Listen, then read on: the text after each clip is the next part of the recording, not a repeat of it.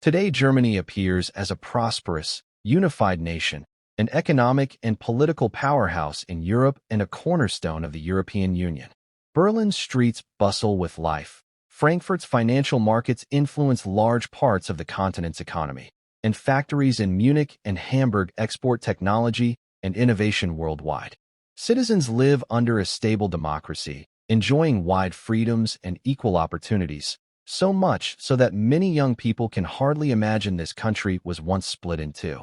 But Germany was not always like this. Only a few decades ago it was divided into two contrasting halves, a democratic, capitalist West experiencing rapid growth, and a socialist East under strict surveillance and enclosed by an iron barrier. To understand how Germany became what it is today, we must go back in time, to the years of division and struggle, and then to the historic moment that opened the path to reunification. After the end of World War II in 1945, Germany emerged utterly devastated, its cities ruined, its economy collapsed, and its society fractured by military defeat and deep human trauma. The victorious allies, the United States, the Soviet Union, Britain, and France, decided to divide Germany into 4 occupation zones.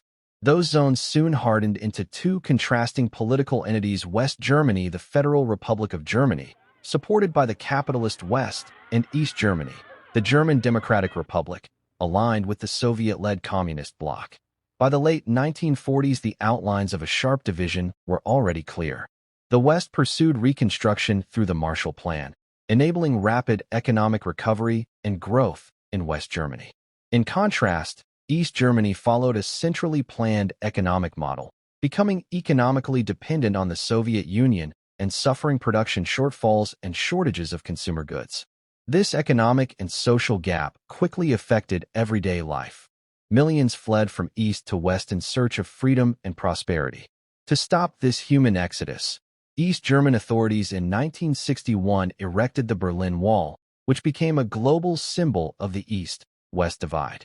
The wall was not merely a physical barrier of concrete and barbed wire.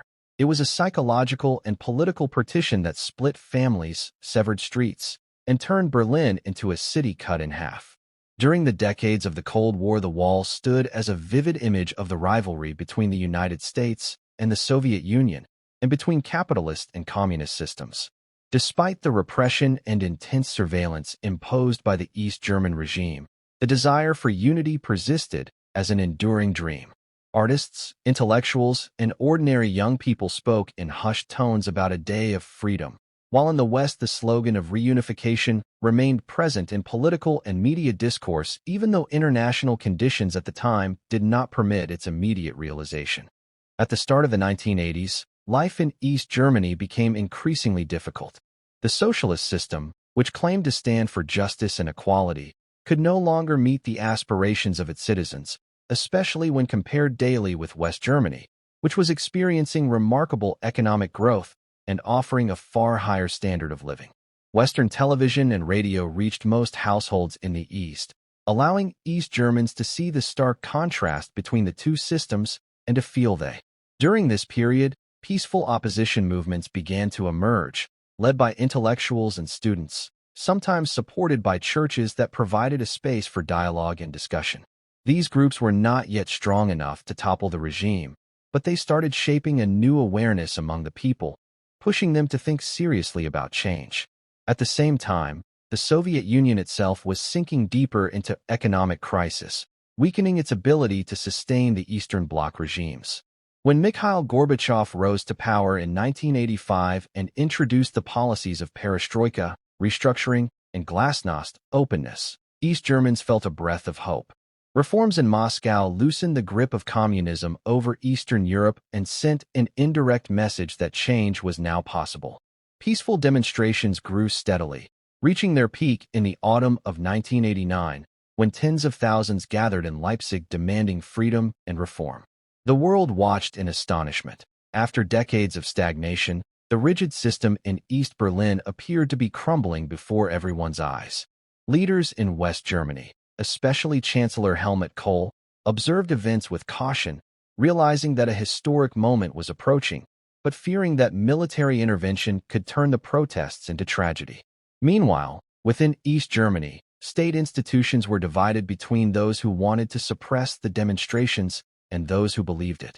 On the evening of November 9, 1989, what many thought impossible happened with astonishing speed.